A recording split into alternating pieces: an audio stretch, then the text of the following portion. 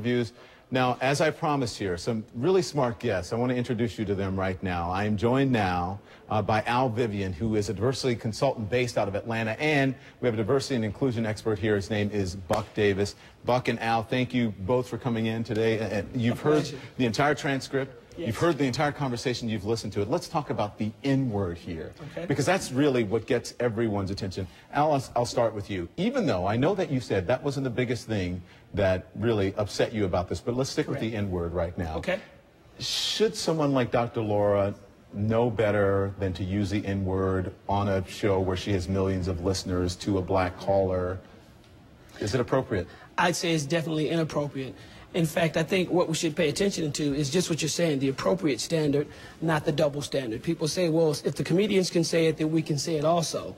Well, I expect doctor than I do from a comedian, so that was inappropriate. In particular, the caller was calling in because they needed help. She said that my husband's actions hurt me, and Dr. Laura beat her up. What about, okay, so the use of the N-word. And let's just be frank here. It's used in music. We had this conversation today when we were talking about doing this story. We hear it. One of our writers said, you know, my teenage daughter listens to it on the iPod. She hears that word over and over and over again. But does that give Dr. Laura license to use that word in the way she did? No, absolutely not. It's a volatile word. And for the white people of America, you need to know we don't use it. Don't sing it, don't say it, don't write it, don't quote it. Don't do any of that, because it carries different meaning when you're outside of the group. But, okay, Buck. So there are people who are sitting at home saying, Buck, what do you mean? White people don't use it. It has a different meaning. What do you mean by that? Why can't I use it? Because why can't a white person use this word? Everybody... It's used in songs. People, I heard someone the other night using it, and I turned around and looked at him, and he used it again, and I turned around and looked at him. He didn't get the point. But why shouldn't white people use it?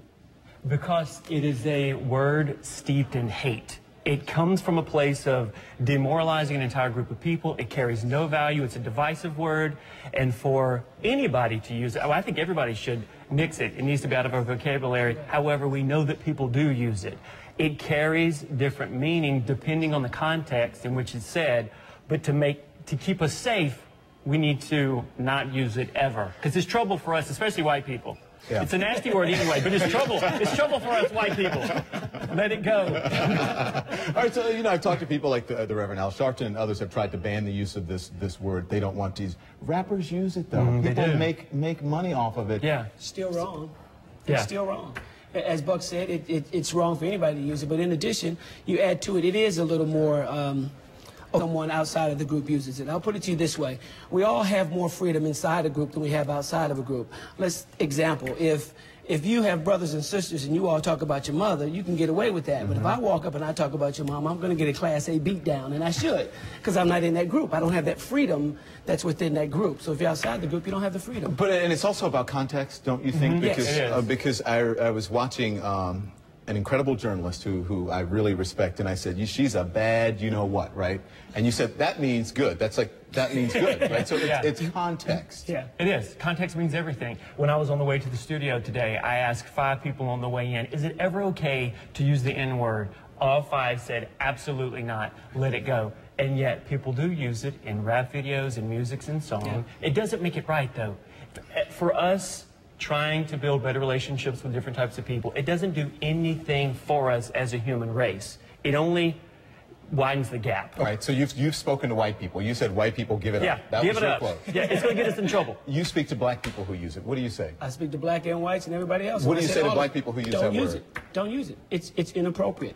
How can we ask whites not to use the word if we use the word? It sends a confusing message. That's the one thing that Dr. Laura said that I really agree with. She says, she mentioned in her big spiel that, hey, it's confusing, and it is confusing. If I say it, then he feels he can say it, and the closer we are, the more he'll feel he can say it. And I think it's inappropriate, period. Yeah. It's weird how that word, and I'm sure there are others, that really stings when you hear it in public. Yes. Even when I hear it in music, when I hear it in music, I'm like, oh my gosh, I don't need to hear that. Right. And I get a lot of flack for that. I'll be really honest with you. I just don't think it's needed. But when I hear it, especially in public places, it's almost like someone's using it like man, or I told that guy, or I told that gal, and it's like N-word this, N-word that, and it's like, don't you know, like, what that word means to people whose shoulder you stand on? Al? Yeah. Oh, there's nothing else to add to that other than ditto. You're absolutely right. It's an offensive word. It has a history of hatred to it, so you shouldn't use it, period. Okay.